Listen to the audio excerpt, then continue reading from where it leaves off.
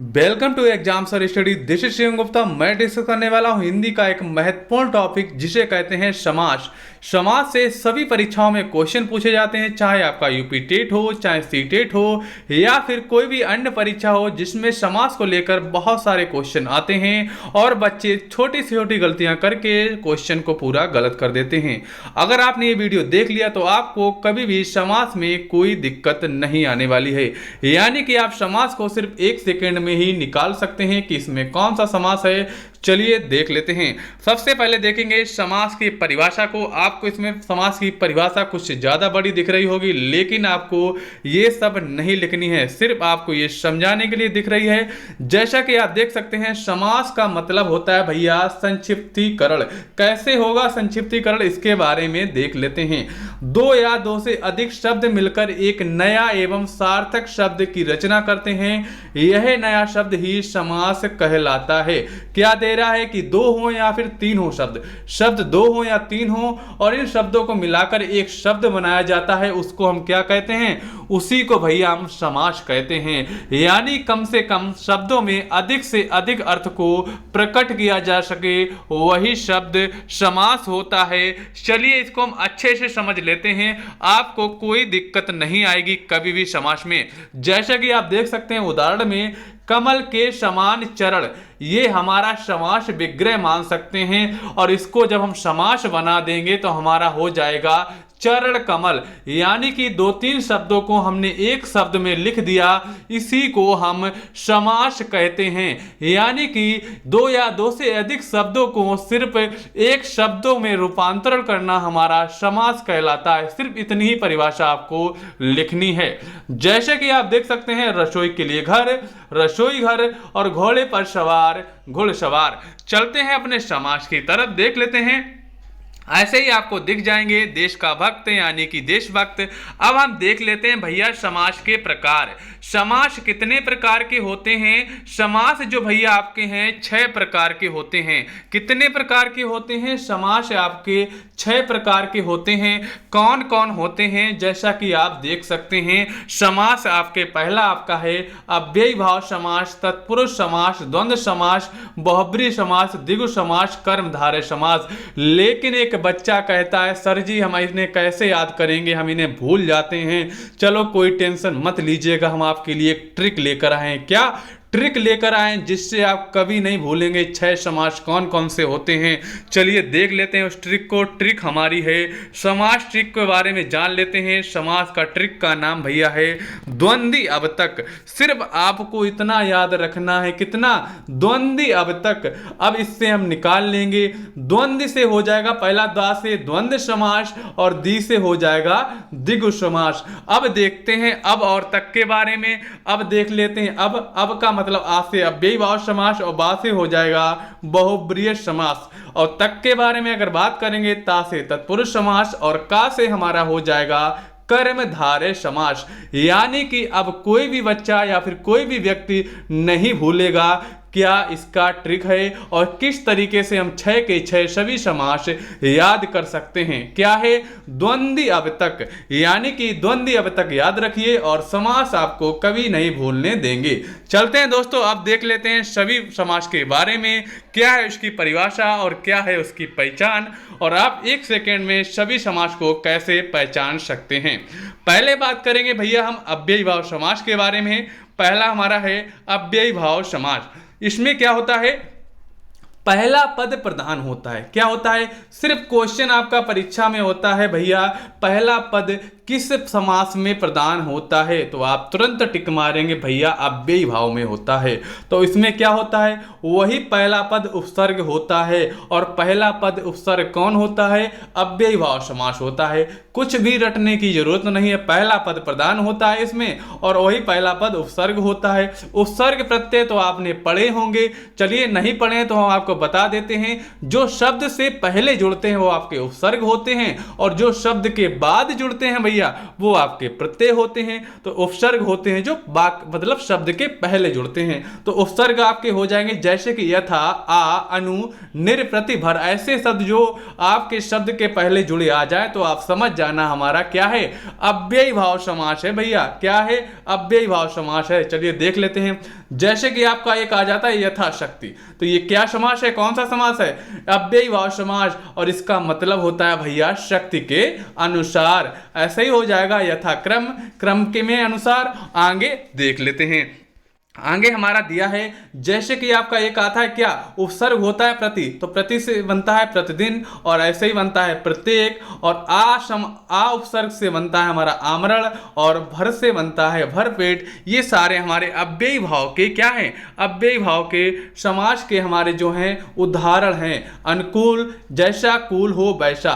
चलिए देख लेते हैं। इसमें एक और आपका आ जाता है, जैसे कि आप देख सकते हैं एक नियम इसका आपका और होता है, वही नियम देख लेते हैं। जिसमें बच्चे चक्कर खा जाते हैं, यानी कि वो कहते हैं भैया हम तो पढ़ के आए हैं पहला उपसर्ग हो और दूसरा कुछ अलग होता है, लेकिन एक नियम और भैया इसका होता है, देख लेते हैं। यदि एक शब्द की पुनरावृत्ति हो और दोनों शब्द मिलकर अव्यय की तरह प्रयुक्त हो, वहां भी अव्ययी भाव समास होता है। सिर्फ इतना जान लिए, एक शब्द जो हो उसकी पुनरावृत्ति, यानी कि एक जैसे दो शब्द साथ साथ दिख जाएं, जैसे कि रातों रात, बीचों बीच, धीरे धीरे, ऐसे जहां भी शब्द मिल जाए तो समझ जाइए भैया हमारा क्या है, अव्ययी भाव समास है। क्या है?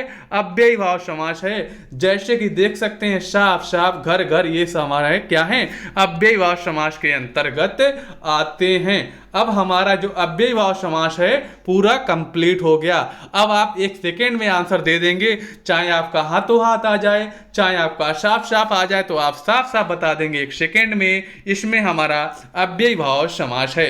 चलते हैं दोस्तों अपने सेकेंड समास की तरफ। अब हमारा आ जाता है तत्पुरुष समास। इसके बारे में जान लेते हैं।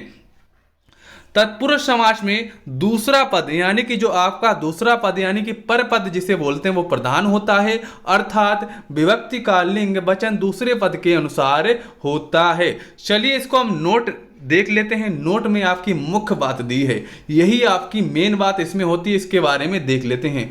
कर्ता तथा संबोधन कारक छोड़कर सभी कारक तत्पुरुष समास में होते हैं या फिर आते हैं। जैसे कि आपको पता है आपके कारक जो होते हैं, कर्ता भी होता है, संबोधन भी होता है, सिर्फ आप इन दो को छोड़ दीजिए, यानी कि दो को इसको आपको काटना है, और जितने भी आपके कारक होते हैं वो आपके तत्पुरुष समास के अंतर्गत आते हैं, और इसका दूसरा पद आपका प्रधान होता है। सिर्फ इतनी बात याद रखिएगा। चलिए आपको एक एक करके हम सभी समझा देते हैं। पहला आपका इसका आ जाएगा कर्म तत्पुरुष। कर्म की अगर बात करेंगे तो इसमें किसका लोप होता है? इसमें भैया होता है आपका को का लोप होता है। क्या होता है? कर्ता ने कर्म को का लोप होता है ना, तो इसमें हो जाएगा भैया, जैसे देख सकते हैं कृष्णापण आपका आ जाएगा। कृष्णापण आ गया तो अब इसका मतलब क्या हो जाएगा? कृष्ण को अर्पण। क्या इसमें बीच में आया? कृष्ण को, तो हमारा क्या है भैया? ये तत्पुरुष समास है। क्या है? और कौन सा? कर्म तत्पुरुष है, क्योंकि इसमें को शब्द का लोप है भैया। इसका जैसे देख सकते हैं वन गमन, यानी कि वन को गमन, ये हमारा है तत्पुरुष। कौन सा तत्पुरुष? कर्म तत्पुरुष। अब चलते हैं करण पर। करण की बात करते हैं भैया, तो करण का हो जाएगा क्या? से के द्वारा। करण से के द्वारा होता है ना कारक, तो इसमें हो जाएगा ईश्वर प्रदत्त, यानी कि ईश्वर से प्रदत्त। से शब्द लगाए ना, इसमें तुलसी द्वारा रचित, यानी कि से के द्वारा जहां भी आ जाए हमारा करण तत्पुरुष। अब चलते हैं संप्रदान पर, देख लेते हैं संप्रदान के बारे में। संप्रदान तत्पुरुष की अगर बात करेंगे भैया, तो दिया है हवन सामग्री, यानी कि संप्रदान में होता है क्या? के लिए, तो हवन के लिए सामग्री, ये हमारा हो जाएगा संप्रदान तत्पुरुष। और लास्ट वाला इसका है गुरु दक्षिणा, यानी कि गुरु के लिए दक्षिणा, तो ये हमारे हैं संप्रदान। अब चलते हैं भैया अपादान पर, क्योंकि तत्पुरुष में सारे प्रकार आपके पूछे जाते हैं। अगर आपका अपादान पूछ दिया गया तो आप कैसे बताएंगे, इसलिए सारे के सारे आप ध्यान से देखिएगा। अब बात करेंगे भैया अपादान तत्पुरुष की, तो क्या है इसमें होता है अलग होने के लिए, अपादान से अलग होने के लिए या पृथक करने के लिए। तो हो जाएगा ऋण मुक्त यानी कि ऋण से मुक्त, ऋण से मुक्त यानी कि ऋण से अलग हो गया, ऋण से पृथक हो गए, तो ये हमारा हो जाएगा अपादान तत्पुरुष। मार्ग भ्रष्ट हो जाएगा, मार्ग से अलग या मार्ग से भ्रष्ट हो गया तो हमारा हो जाएगा अपादान तत्पुरुष। ऐसे ही हमारा हो जाएगा देश से निकाला यानी कि देश से निकाल दिया, देश से अलग हो गया।